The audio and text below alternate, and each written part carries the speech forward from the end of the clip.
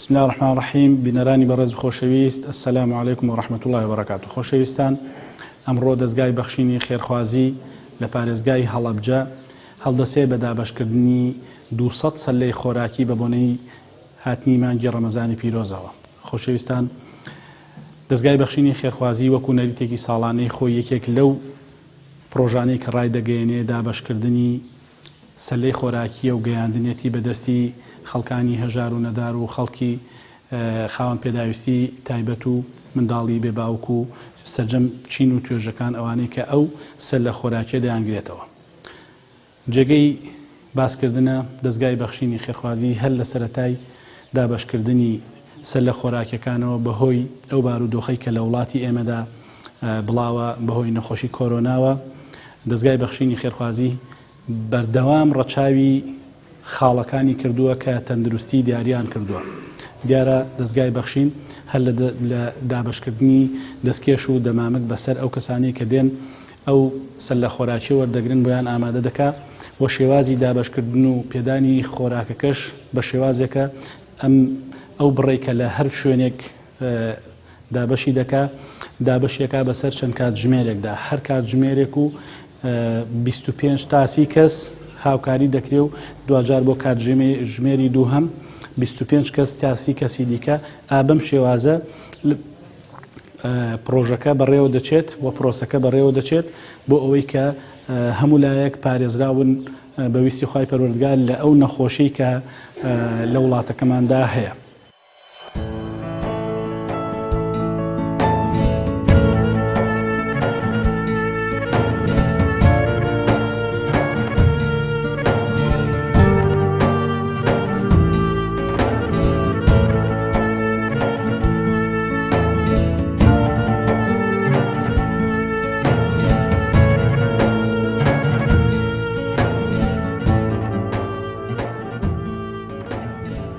بەناوی خۆی گەورە بە خێراتنی کەناڵەکەتانەکەم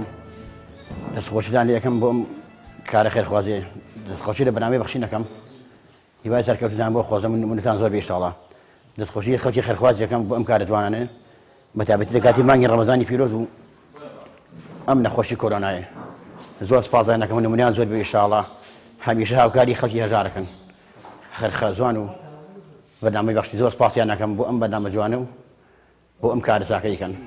نمونیان زۆر بێ ئینشاءالله بەڕاستی بەتاکید زۆر سوودی دەبینین. نمونیان زۆر بێ ئینشاءالله هەموو خێرخوازان هەم دەرگای بەخشینیش، چونکە لەم کاتا دوو مانگ خەڵک ماڵەوە و خەڵک زۆر پێویستی بەشتە مەعاشیش ناتێ و زانە خۆتان ئەو کە موچ نادێت مانگی چوارش تا موچی مانگی یەک نەدراوە خەڵک نەدارە خەڵک نەبوونێ.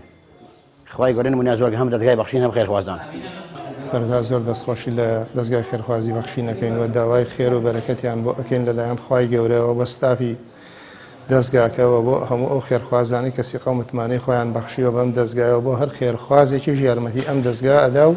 سیقە و متمانەی بەم دەستگا ئەبەخشێت و دابگەێنێتە دەستی فەقیر و هەژار و کەم دەست و ئیتر هەموو چین و توێژەکانی کۆمەڵگە ئەوانەی پێویستیان بەم جۆرە یارمەتیانەیە. خوای گەورە پارێزراوتان بکات لە هەموو تەنگ و چەڵەمەی ئینشاءالله و فراوانتر بێ ئینشاءالله.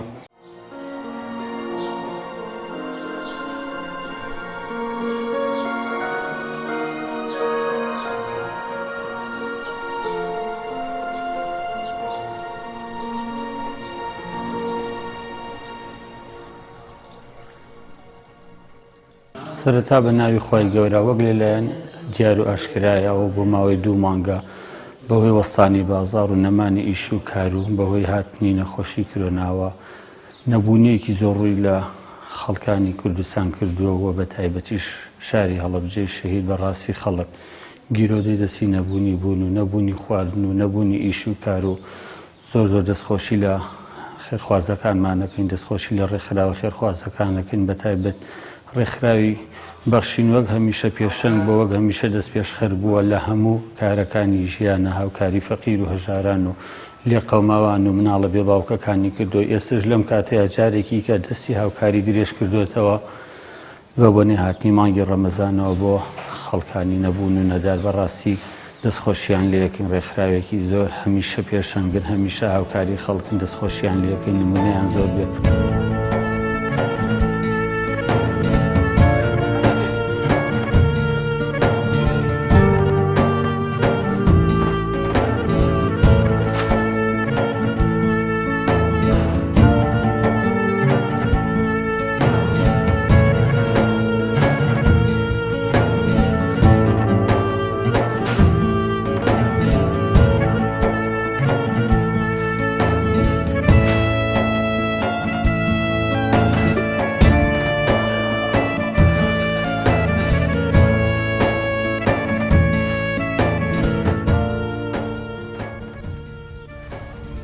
بەناوی خوای گەورە میهرەبان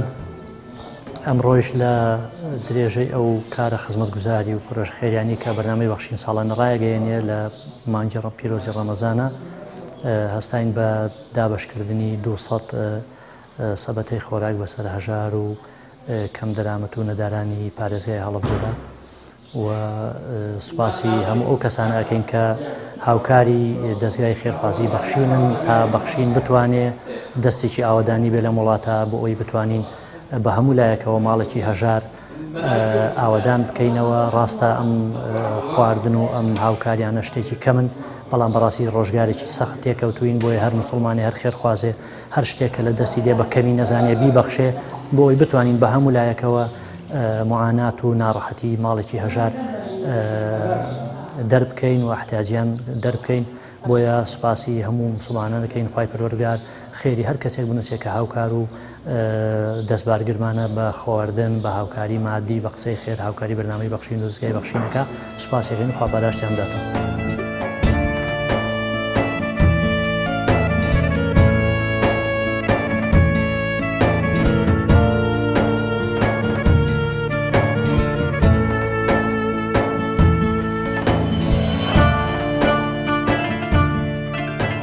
بسم الله الرحمن الرحیم. سەرەتا بە بۆنی هاتنەوەی مانگی ڕەمەزانی پیرۆزەوە پیرۆزبایی لە هەموو مسلمانانی جیهانەکەین بەگشتی و بە تایبەتیش وڵاتی کوردەواری خۆمان داواکارین لە خوای پەروەردگار نوێژ و ڕۆژ و تاعات و عیبادەتی هەموو لایە قبوڵ بکاوە تەوفیق و هیدایەتمان بە بۆ ئەوی بتوانین زیاتر و زۆرتر لەو مانگە پیرۆزەدا خوای پەروەردگار لە خۆمان ڕازی بکەین. خۆشەویستان، ئێمە لە دەستگای خێرخوازی بەخشین وەکو نەریتی ساڵانی خۆمان لە مانگی ڕەمەزانی پیرۆزدا کۆمەڵێک کار و چالاکی و پرۆژەی جۆرا و جۆر پێشکەشەکەین بەو کەسانێکەوە شایان و شایستی ئەوەنکەوە یارمەتی بدرێن. ئەمڕۆژ بە خۆشحاڵیەوە لە پارێزگای هەڵەبجە وەکو نەریتی ساڵانی خۆمان کە یەکێک لە پرۆژەکانمان دابەشکردنی سەرلەی خۆراکیە. سوپاس بەخوای گەورە توانیمانە 200 ماڵ و 200 خانەوادە و خێزان بەسەر بکەینەوە ئەوانەی کە باری ئابووریان لە کزیدایە و بە تایبەتیش ئەم دوو مانگە کە بەهۆی ئەم نەخۆشی کۆرۆنایەوە زۆری خەڵک کە لە ماڵەوە مابووەوانێەوە لە کار و کاسبی بوو. بۆیە ئەمڕۆ بە خۆشحاڵیەوە لە شاری هەڵەبجە لە پارێزگای هەڵەبجە توانیمان 200 خانەوادە بەسەر بکەینەوە و داواکارین لە خوای پەروەردگار هەموو لایەکمان سەرکەوتوو بکاوە دوعای خێرمان هەیە بۆ خێرۆمەندان و خێرخوازانی وڵاتەکەمان لە دەرەوە لە ناوەوەی هەرێم کە دەستگیرۆیی پرۆژەکانی ئێماکەن. بۆیە داوایان لێەکەین هەمیشە و بەردەوام وەکو ساڵانی ڕابردوو دەستی هیممەت و چاکە و شەهامەتیان درێژ بکەن، دەستی خێریان درێژ بکەن بۆ قیامەتی خۆیان ئینشاءالله هاوکاری پرۆژەکانی ئێمە بن هەتا ئەوان زیاتر و زۆرتر ببەخشن، ئێمەش دیارە ژمارەیەکی زیاتر و زۆرتر و شار و شارۆچکە زیاتر بەسەرەکەینەوە. بەخشین خێرخوازانی خۆشەویست لە ڕێگەی ئەم ژمارە تەلەفۆنانەوە دەتوانن پەیوەندیمان پێوە بکەن و ببەخشن تا بەخشین بەردەوام بێ. بەخشین 0 961 11 13 0 965 0 723 25 55. خۆشەویستان، خێرخوازانی بەڕێز و خۆشەویست، ئەی ئەوانەی کە هەمیشە دڵتان فراوانە، ئەی ئەوانەی کە خوای پەروەردگار ناز و نیعمەتی بەسەر ئێوەدا ڕۆشانووە، هەم دڵتان هەم دەستان واڵایە بەرامبەر بە خەڵکی فەقیر و هەژار. پێتان دەڵێن ئێمە سوپاستان دەکەین و دوعای خێرتان بۆ دەکەین و دەڵێن خوای پەروەردگار سەروەت و سامانتان بپارێزێ، خوای پەروەردگار ماڵ و منداڵتان لە نەخۆشی و ناخۆشی بپارێزێ، خوای پەروەردگار پاداشتان باتەوە بە بەهەشتی بەرین. ئێوە هەمیشە ئەو هەنگاوانەی کە دەستگای بەخشینی خێرخوازی هەڵی دەگرێ ئێوەن نەخشەی هەنگاوەکان ڕەنگین دەکەن، ئێوەن دەستبارگری هەموو پرۆژەکانی دەستگای بەخشینی خێرخوازی و ئێوەن دەستگای بەخشینی خێرخوازیتان گەورەتر و جوانتر و وێناکەیتان گەشاوەتر کردووە. بە هاوکاریەکانی ئێوە هەمیشە ماڵە نەدارەکان ئاوەدان ئەکرێنەوە.